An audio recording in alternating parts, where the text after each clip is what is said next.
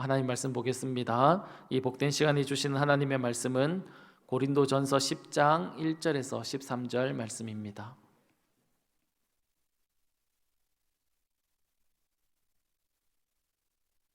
고린도전서 10장 1절에서 13절 말씀입니다.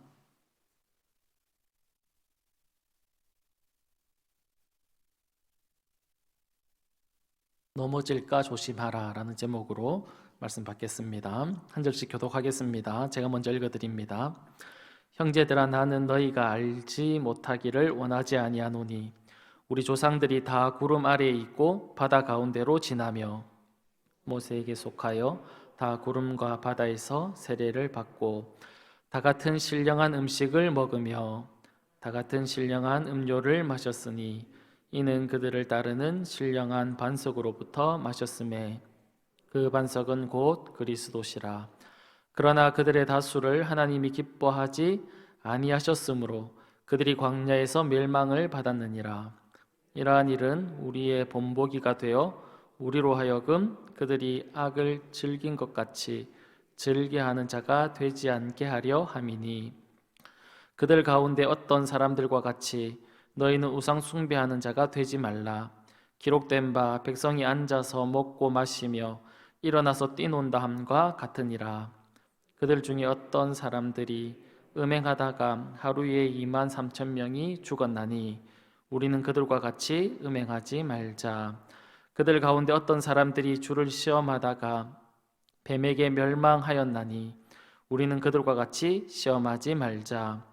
그들 가운데 어떤 사람들이 원망하다가 멸망시키는 자에게 멸망하였나니 너희는 그들과 같이 원망하지 말라. 그들에게 일어난 이런 일은 본보기가 되고 또한 말세를 만난 우리를 깨우치기 위하여 기록되었느니라. 그런즉 선줄로 생각하는 자는 넘어질까 조심하라. 같이 읽습니다.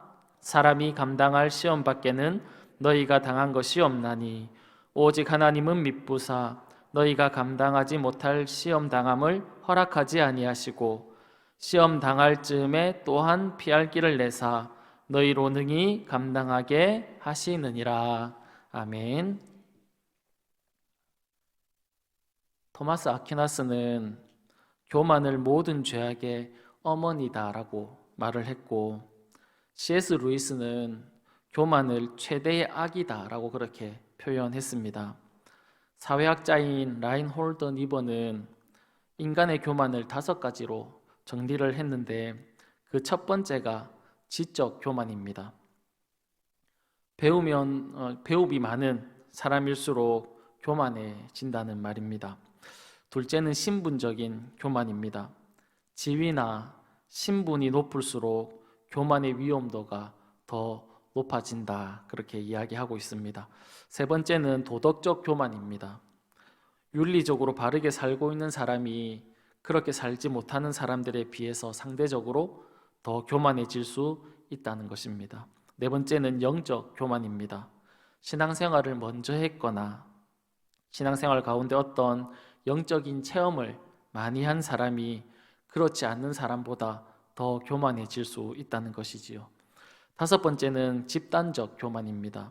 자신이 어떤 그룹에 속해 있는가, 자신이 어느 지역에 사는가에 따라서 교만의 영향을 미친다, 그렇게 그가 이야기를 했습니다. 오늘 우리가 살펴보기를 원하는 고린도 교회 성도들에게도 이런 교만한 마음이 그들에게 있었습니다. 그들 나름대로 하나님에 대한 지식도 있었고 그들은 또 하나님이 주신 은사들도 누리고 있었습니다. 그러기에 그들은 스스로 교만해졌고 자신들이 어떤 신령한 존재가 된 것처럼 스스로 신령한 자다라고 그렇게 생각을 했습니다. 그런 그들을 향해서 사도 바울이 오늘 본문에서 당부하고 있는 이야기가 있습니다. 그것이 무엇이냐면 첫 번째로 구원이 끝이 아니다라는 것을 당부하고 있습니다. 우리는 구원을 얻기 위해서 예수를 믿지요. 그러나 구원을 받았다고 해서 우리의 역할이 끝나는 것은 아닙니다. 구원받은 자들은 어떤 삶을 살아야 합니까? 예수를 닮아가는 그런 삶을 살아야 한다라고 성경은 우리에게 계속해서 말씀해주고 있습니다. 우리는 이것을 성화의 과정이다, 성화의 과정 단계다라고 그렇게 말들을 하곤 합니다. 구원받은 백성들, 하나님의 백성들은 끊임없이 예수를 본받고 닮아가는 그런 삶을 살아가야 합니다. 오늘 본문 1절에서 5절 내용을 보면 이스라엘 백성들이 출애굽한 이후에 광야를 지나면서 경험했던 그들이 받았던 그 하나님의 은혜들을 기록하고 있는데 보면 구름 기둥으로 보호를 받았던 사건, 그리고 홍해를 건넜던 사건, 만나와 메추라기를 먹었던 사건, 반석으로부터 물을 먹었던 사건, 모두 이스라엘 백성들이 하나님으로부터 놀라운 은혜들을 경험한 사건들을 기록하고 있습니다. 이런 놀라운 하나님의 인도, 보호, 은혜를 받았던 이스라엘 백성들이 5절에 어떻게 되었다라고 말씀하고 있냐면 이렇게 얘기하고 있죠. 그러나 그들의 다수를 하나님이 기뻐하지 아니하심으로 그들이 광야에서 멸망을 받았다, 그렇게 말씀하고 있습니다. 그러니까 광야에서 그들이 죽었다라고 말씀을 하고 있는 것입니다. 그들이 왜 광야에서 죽었습니까? 오늘 본문 7절 이하에 보면 그들이 우상 숭배를 하다가 죽었다, 그렇게 말씀하고 있고, 음행을 하다가 죽었다, 그렇게 말씀하고 있고, 주를 시험하다가 죽었다, 그렇게 말하고, 원망과 불평하다가 죽었다라고 그렇게 말씀하고 있는 것을 우리가 볼 수 있습니다. 이것을 우리가 다시 정리하면 이런 이야기입니다. 이스라엘 백성들이 출애굽에서 홍해를 건넜습니다. 이 홍해를 건넌 사건을 세례받는 사건으로 이야기를 하는데, 세례가 무엇을 의미합니까? 우리가 세례를 받지 않습니까? 그 세례가 어떤 의미를 지니고 있습니까? 그리스도와 함께 죄에 대해서 죽고 예수 그리스도로 인하여서 우리가 새 생명을 얻게 되었고 다시 태어나서 예수님과 연합되었다라는 것을 세례가 의미하고 있는 겁니다. 이스라엘 백성들이 홍해를 건넜습니다. 홍해를 건넜다는 것은 다른 말로 세례를 받았다는 것이죠. 새로운 사람이 되었다는 겁니다. 그 이후에 세례를 받고 난 그 이후에 하나님의 은혜들을 경험합니다. 그런데 그들의 삶은 어떤 삶이었다라고 말하고 있냐면 여전히 우상을 숭배하는 삶을 살고 있었다라는 것을 이야기하고 있습니다. 여전히 음행을 하는 사람들이었다라고 말을 하고 있고, 여전히 주를 시험하고 여전히 원망하고 불평하는 삶을 이스라엘 백성들이 살아갔다라고 그렇게 말씀하는 겁니다. 다른 말로 하면 이전과 이후의 삶이 달라진 게 별로 없다라는 것이지요. 예수를 믿기 전과 예수를 믿고 난 이후의 삶이 여전히 비슷한 그런 삶을 살아가고 있었다라고 그렇게 말씀하고 있는 겁니다. 고린도 교회 성도들도 마찬가지입니다. 그들은 바울이 전하는 그 복음을 듣고 예수를 영접하게 됐고 믿고 영접하게 되었습니다. 그리고 그들 나름대로 성경에 대한 지식도 가지고 있었습니다. 그러나 그들은 이스라엘 백성들과 같이 바뀌지 않는 그런 삶을 살아가고 있는 것을 사도 바울이 지적하고 있는 겁니다. 여전히 우상 숭배하고 여전히 다투고 분열되어서 싸우고 그런 모습들을 사도 바울이 지적하고 있는 것이지요. 특별히 3절에서 4절까지의 본문을 읽어드릴 텐데 무슨 단어가 반복되는지 한번 보시면 좋을 것 같습니다. 제가 읽어드리겠습니다. 다 같은 신령한 음식을 먹으며 다 같은 신령한 음료를 마셨으니 이는 그들을 따르는 신령한 반석으로부터 마셨음에 그 반석을 곧 그리스도시다, 그렇게 얘기하죠. 무슨 단어가 계속해서 반복되고 있습니까? 그렇죠. 신령한이라는 단어가 계속해서 반복되고 있는 겁니다. 사도 바울은 이 글을 적으면서 일부러 신령한이라는 단어를 계속해서 사용하고 있는 것입니다. 왜 그러냐면 고린도 교회 성도들이 자신이 어떤 존재라고 생각을 했습니까? 신령한 존재다, 우리는 특별한 존재다, 다른 사람과 다른 존재다라는 그런 신령한 존재라고 생각을 했기 때문에 이 사도 바울이 단어를 적으면서 신령한이라는 단어를 계속해서 사용하고 있는 겁니다. 의도적으로 사용하고 있는 것이지요. 왜냐하면 고린도 교회 성도들이 이 글을 읽으면서 자기 자신들을 되돌아보게 하기 위해서 사도 바울이 일부러 신령한이라는 단어를 계속해서 사용하고 있는 것입니다. 사랑하는 성도 여러분, 이 이야기가 고린도 교회에만, 이스라엘 백성들에게만 적용되는 것이 아니라 오늘을 살아가는 우리의 삶도 마찬가지라고 생각됩니다. 우리도 이 땅을 살아가면서 잘못 생각하면 구원받는 것이, 내가 예수 믿어서 구원 얻는 것이 신앙의 전부라고 생각할 수 있다라는 것이지요. 그래서 우리가 예수님을 닮아가고 예수님을 따라가는 그런 삶을 우리가 소홀히 할 수 있다라는 것입니다. 사랑하는 여러분, 구원이 전부가 아니지요.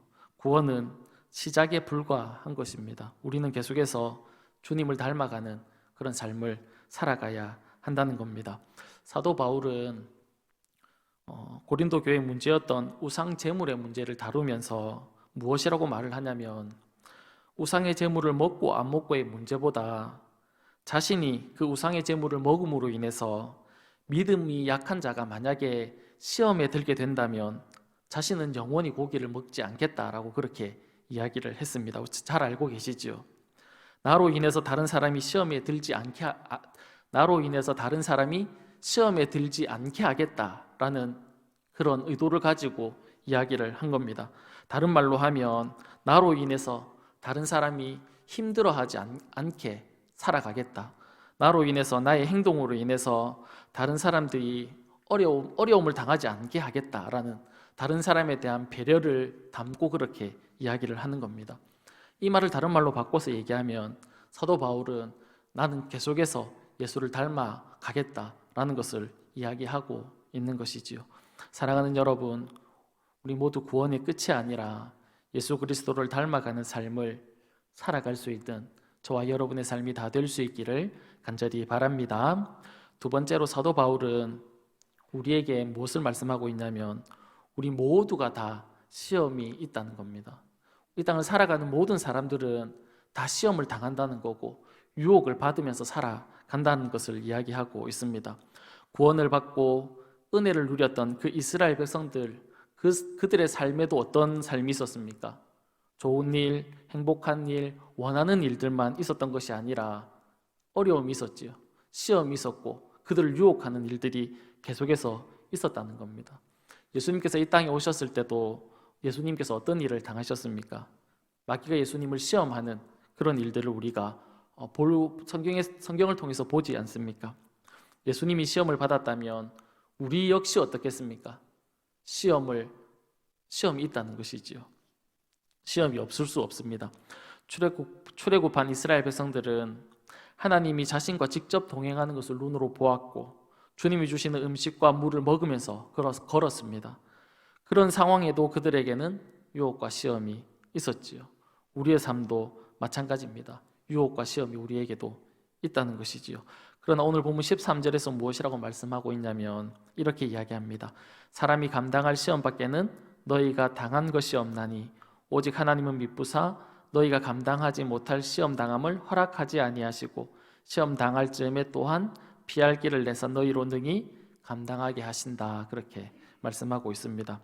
우리는 이 땅을 살아가면서 시험을 피할 수는 없지만 주님이 어떻게 해주시겠다라고 그렇게 약속하고 있냐면 감당할 수 있는 그 시험만 우리에게 주시겠다. 그렇게 말씀하고 있습니다. 혹 우리가 감당하지 못할 것 같으면 하나님이 피할 길을 열어서 우리로 하여금 그 시험을 피해갈 수 있도록 하나님이 허락해 주신다. 그렇게 말씀하고 있지요. 이 말씀이 우리에게 위로가 되고 용기가 되지 않습니까?